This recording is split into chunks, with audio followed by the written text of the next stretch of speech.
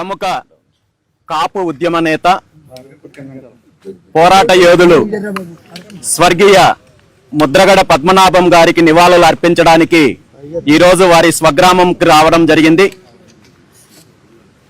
వారి ఆత్మకు సద్గతులు కలగాలని, వారి కుటుంబ సభ్యులకు ఆ భగవంతుడు మనోధైర్యాన్ని ఇచ్చి వారి ఆశయాలను కొనసాగించే శక్తిని ప్రసాదించాలని మనస్ఫూర్తిగా భగవంతుని కోరుకుంటూ, ఆయన స్వర్గస్థులైన రోజు కార్యక్రమానికి నేను దీక్షలో ఉండడం వల్ల రాలేకపోయాను కాబట్టి ఈరోజు ఇక్కడికి వచ్చి నివాళులు అర్పించే కార్యక్రమం జరిగింది.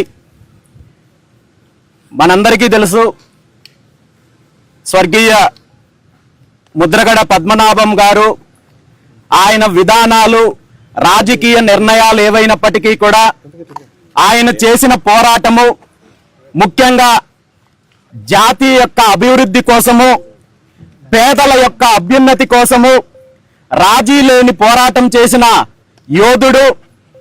పదవులతో కానీ రాజకీయాలతో కానీ సంబంధం లేకుండా తన ఎన్నుకున్న సిద్ధాంతం కోసము, తనని నమ్ముకున్న పేద ప్రజల కోసము ఎందాకైనా ముందుకు వెళ్ళగలిగే మనస్తత్వం ఉన్న ముద్రగడ పద్మనాభం గారు ఈరోజు మన మధ్యన లేకపోవడము చాలా బాధాకరమైన అంశము.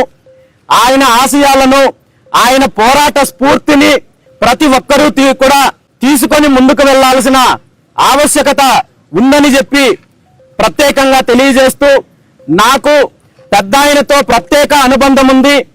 సుమారు 4 సంవత్సరాల క్రితము ఇక్కడే ఇదే ప్రాంతంలో వారి స్వగృహానికి విచ్చేసి సుమారు 2 గంటల పాటు ఆయనతో గడిపే అవకాశం వచ్చింది.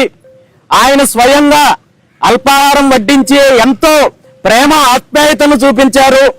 ఆ తర్వాత కాలంలో అనేక సందర్భాల్లో అనేక రకాలుగా నాకు సలహాలు, సూచనలు ఇస్తూ పితృ సమానంగా భావించే అలాంటి మహనీయుడు ఈరోజు మన మధ్య లేకపోవడం చాలా బాధాకరమైనప్పటికీ కూడా ఆయన ఆశయాలను కొనసాగించడానికి, ఆయన పోరాటాన్ని స్ఫూర్తిగా తీసుకొని భవిష్యత్తులో ముందుకు వెళ్తామని చెప్పి ఈ సందర్భంగా తెలియజేస్తూ, తొందరలోనే స్వర్గీయ ముద్రగడ పద్మనాభం గారి విగ్రహావిష్కరణ కార్యక్రమాన్ని బీసీవై పార్టీ ఆధ్వర్యంలో విజయవాడలో అత్యంత వైభవంగా వారి కుటుంబ సభ్యులు, వారి అనుచరుల మధ్య బీసీవై పార్టీ ఆధ్వర్యంలో కార్యక్రమాన్ని నిర్వహిస్తామని చెప్పి, దానికి సంబంధించిన వివరాలు కూడా తొందరలో తెలియజేస్తామని చెప్పి, ఆయన చేసిన పోరాటాన్ని, ఆయన యొక్క స్ఫూర్తిని భవిష్యత్తు తరాలకు ఆదర్శంగా నిలిపే విధంగా బీసీవై పార్టీ నేను ముందుకు వెళ్తామని చెప్పి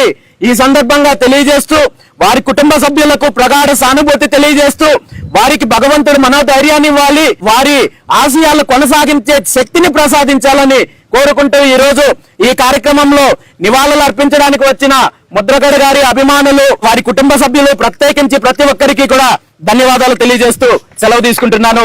జోహార్ ముద్రగడ పద్మనాభం గారు.